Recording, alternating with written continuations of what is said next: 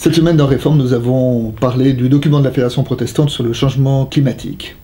La première partie de ce document nous rappelle les données scientifiques. Oui, le climat se réchauffe. C'est aujourd'hui une certitude pour tous les scientifiques. Il y a 30 ans, en 92, au sommet de Rio, on estimait à 50% la probabilité de la responsabilité des humains dans le réchauffement climatique. Aujourd'hui, nous estimons que cette responsabilité est de l'ordre de 95%. Si on continue à vivre comme nous le vivons actuellement, le climat peut changer au point que la température augmente de 4 degrés d'ici la fin de ce siècle, ce qui aurait des conséquences imprévisibles.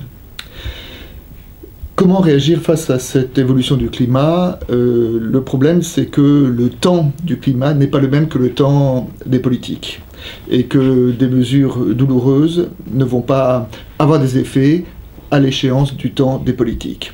Le diplomate Boutros Ghali disait que dans les conférences internationales, lorsqu'il s'adressait à des diplomates et qu'il parlait de ces questions climatiques, d'augmentation de la température, de l'air et de l'eau, les diplomates lui répondaient qu'ils n'étaient pas là pour l'air et l'eau, mais pour défendre les intérêts de leur gouvernement.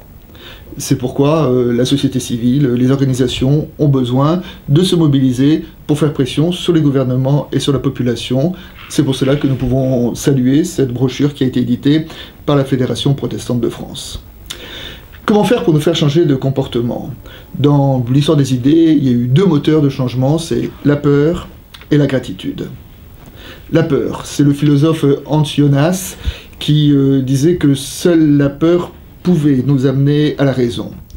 À l'image du prophète qui porte son nom, vous savez, le prophète Jonas, qui a fait changer les Ninivites en prédisant la destruction de la ville. Mais comme la peur n'est pas un moyen d'action très évangélique, la Fédération protestante a préféré jouer sur un autre biais qui est la gratitude. Prendre conscience que la terre nous est donnée, non pas comme un dû, mais comme un don. Qu'as-tu que tu n'aies reçu, dit un passage de l'épître aux Corinthiens. Donc, cultiver la gratitude, ça veut dire aussi faire attention, oui, prêter attention, prendre soin. Finalement, ça nous rappelle le proverbe africain qui dit « Nous n'héritons pas la terre de nos parents, nous l'empruntons à nos enfants ». Un défi pour notre génération.